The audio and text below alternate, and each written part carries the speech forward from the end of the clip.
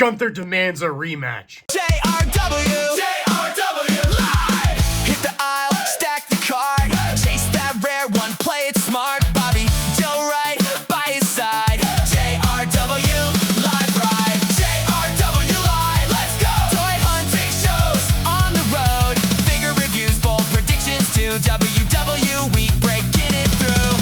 JRW.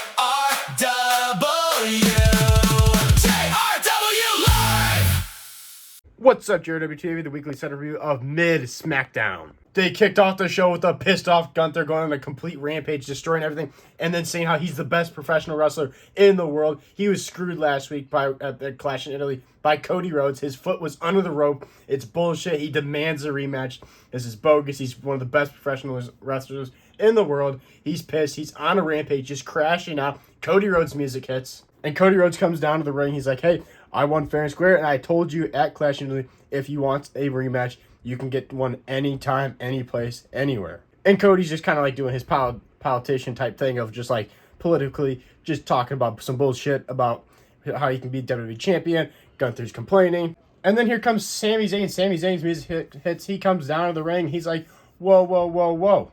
And Cody's like, whoa, Sammy, what Sammy am I getting coming down here tonight? Is it the one that saved me last week, or is it the one that doesn't like me? And before really Sami Zayn could say anything, Gunther's like, Sammy, I don't know what you're doing down here. This is WWE Championship material. This is WWE Championship business. Then Sami Zayn's like, well, I know a thing or two about beating you, Gunther. And then Cody and Sami Zayn start going back and forth. And while this happens, Gunther sneaks up from behind and Cody puts him in a sleeper. And then Sami tries helping him out. It turns into a brawl. Sami Zayn and Gunther outside of the ring. Cody goes for the dive to take out Gunther. And Gunther pushes Sami Zayn into Cody Rhodes jumping into Sami Zayn. Cody Rhodes takes out Sami Zayn, not meaning to. And Sami was not happy. He walks off on Cody Rhodes once again. Charlotte Flair tells Rhea Ripley she enjoyed working with her and helping her, but now she's coming for that WWE Championship. Then Tiffany Stratton interrupts them, and she comes around and says she's coming back for her Women's WWE Championship, even though she's United States Champion.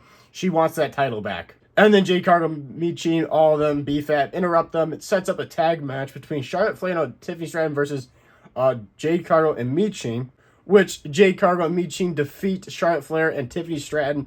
Not sure where this is going to go. Is Tiffany Stratton going to feud with Jade Cargill now for the United States title? Or is Jade Cargill going to continue to feud for the WWE Championship? Not sure where this is going. Honestly, though, I could care less. Then Tala Tonga goes one-on-one with Royce Keys, and he beats Royce Keys. What the hell are we doing, WWE? Royce Keys is an absolute beast. He's got, he's getting, good right now. Everybody's starting to like him. And you have Tala Tonga, who's straight dog shit, beat Royce Keys. I'm so tired of these Temu freaking bloodline, the freaking MFTs. They're just not entertaining. And Royce Keys I've always liked Will Hobbs, Royce Keys. And you got terrible Tala Tonga beating Royce Keys. So freaking frustrating. Then you got the MFTs jumping Royce Keys, beating them up. And here comes R-Truth. He wants to save him. And Damian Priest stops him from saving him. He's like, no, R-Truth, that's not your business. And the MFTs are staring them down. They beat up Royce Keys, lays him out in the ring. Like, what are we doing? Royce Keys was just beefing with Cody Rhodes and Gunther for the WWE title, and then now you have him losing to Tala Tonga? What are we doing, guys? What are we doing? The Miz goes into Danhausen's lair. He starts messing with everything. Danhausen's like, stop touching stuff. Stop touching stuff. And Miz is like, well, you don't like it now, how I'm in your house and stuff, messing with you. And then he ends up grabbing something and electrocutes himself. And he's laid out. Kit Wilson's on the phone. He's like, Miz, you there? Miz, you there? And Danhausen just walks off. Chad Gable's an official SmackDown superstar. He has a little meeting with Adam Pearce. He is official SmackDown superstar, and he's back. Chelsea Green gets absolutely squashed by Lash Legend. Not sure why we haven't Lash Legend squashed Chelsea Green. I feel like Chelsea Green, in my personal opinion, is a way better star than Lash Legend. I just find Lash Legend not entertaining at all. And Chelsea Green's getting squashed. The only nice thing is, though, you really can't affect Chelsea Green because of how her character works. You can squash her, and it doesn't really affect her at all. But still, I don't understand it. I don't get the Lash Legend hype. I just find her very unentertaining, majorly. Then we had the Queen of the Ring tournament qualifying match. Was Kiana James. Julia was on ringside with Kiana James. And Raquel Rodriguez and the one new girl from that new faction. I've drawn a blank on it right now, guys. The new faction from NXT that got called up. But looked like Kiana James had the win, and then Julia, stopped it or something like that. Kiana James is pissed off at Julia, what are you doing? Raquel Rodriguez gets in the ring. She takes her out 1, 2, 3. Raquel Rodriguez moves on to the Women's Queen of the Ring tournament. which makes total sense because Raquel Rodriguez is probably the best person in that match to win, either Raquel Rodriguez or Bailey. But Raquel Rodriguez moves on. She's dominating. The Judgment Day are on top still for at least the women's side so far of the Queen of the Ring tournament. And then afterwards, Julia attacks Kiana James. They start beefing, and she beats up Kiana James. Julia's done dealing with Kiana James. Honestly, with this, I am worried about Julia's career in WWE because I personally think WWE sees something in Kiana James, and I think they're going to cut Julia in the next year.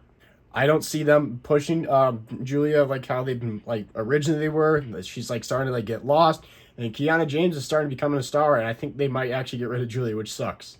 Later, Chad Gable finds Ray Phoenix backstage. He's like, I flew all the way to Italy just to apologize to you because about this El Grande Americano character. Because after seeing all the Mexican culture, because I want to apologize to you for how terrible thing I did. And I'm like, this segment just felt really, really weird. Like, why would he fly all the way to Italy to apologize to Ray Phoenix? And after watching that match between the two El Grande Americanos and how it ended, this whole segment made no sense at all. Then Ricky Saints went one-on-one with Carmelo Hayes. This match actually wasn't half too bad.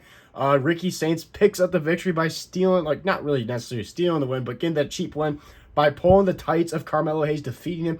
Was not expecting this. I still don't see Ricky Saints being a megastar. The crowd seems still not to like him. They really don't care about him. He's not getting much of a pop or anything like that. But like I don't know. It's like some of the AEW guys that goes to WWE do good, like Penta. But, like, Ricky Saints seems to really be struggling right now. And Royce Keys is doing great, but they're having him lose to freaking Tala Tonga. But we're having freaking Ricky Saints gets wins. This is so stupid. I don't know. I'm still pissed off that Tala Tonga beat Royce Keys. Then it was main event time. It was the men's King of the Ring qualifying match. It was Damian Priest. It was champion versus champion versus champion versus champion.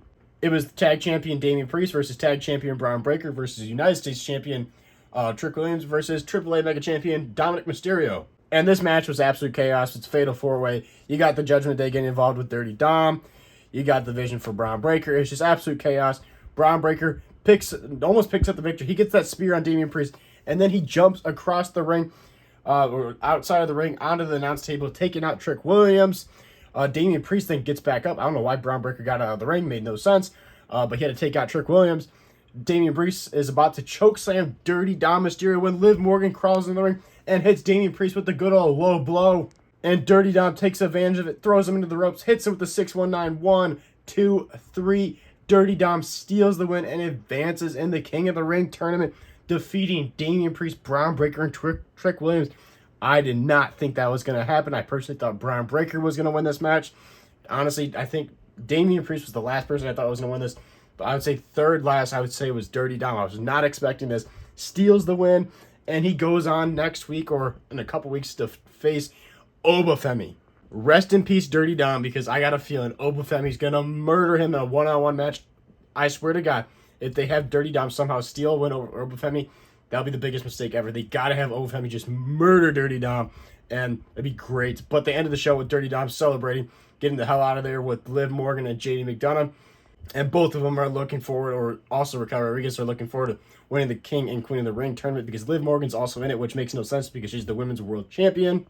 But there you go, guys. That was the setup review of Mid SmackDown. God, SmackDown's it's so hard to watch. It really is.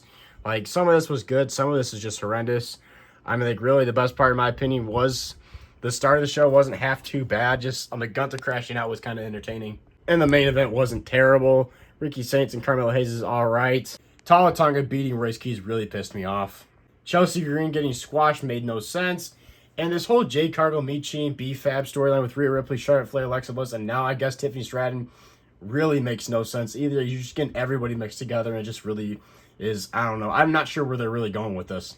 And Danhausen and his skits are funny, but they're also so cringy sometimes. This one wasn't too bad, but like The Miz electrocuting himself, like seriously, he looked like he was dead. Like, I don't know. But yeah, overall, this SmackDown, I'm going to give it a 1.5 out of 5. I'll give it a 2 out of 5. It wasn't terrible. I'm just salty over Tala Tonga defeating Royce Keys. So 2 out of 5 for SmackDown. SmackDown is just so miserable to watch. But thank you guys for watching. Make sure to like and subscribe. Hit the notification bell because here on the JRB Live YouTube channel, we post every single day on this YouTube channel. And you don't want to miss out on the awesome wrestling figure content. I'll see you guys in the next one. JRW.